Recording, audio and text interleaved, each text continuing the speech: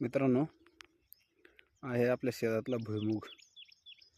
कसा मस्त उगलाय, काकरीची काकरी बघू शकता. डोकराच्या कारणास्तव अशा प्रकारचं कुंपण बनवलंय, बघू शकता.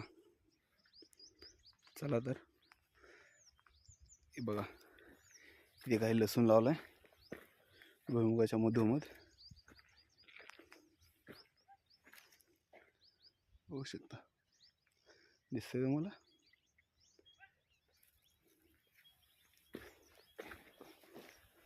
परत इथे एक लसूण आहे. ही बाजरी, असलं भयानक गवत उगले ना. ती बाजरी कमी आणि गवत दाट दिसायला लागले.